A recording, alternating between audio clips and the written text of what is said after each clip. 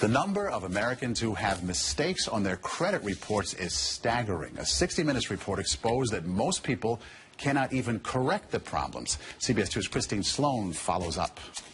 Meg Pasternak says a mistake on her credit report nearly destroyed her credit. We had to present so much documentation to say this wasn't ours, and then we still had to pay something to get it rid of it. Pasternak says it took months to resolve the problem. You feel kind of helpless because they got you under the gun if you need to get a new car or a house or for anything. Pasternak is not alone in her frustration. A new government study finds up to 40 million Americans have mistakes on their credit reports. But an investigation by Steve Croft on 60 Minutes finds most people get nowhere trying to correct an error. Ohio's Attorney General tells Croft that is a clear violation of a federal law. The federal law says that if you believe that there is a mistake, you can go to them and they have an obligation to do a reasonable investigation.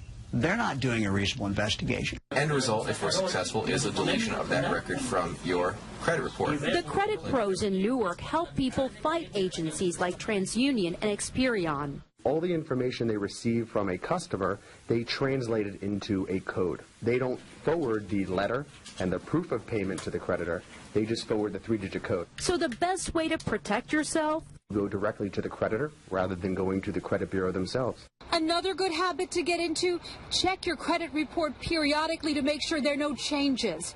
In Clark, New Jersey, Christine Sloan, CBS 2 News. And like 60 Minutes, we were unable to get an actual person at the 3 credit reporting agencies.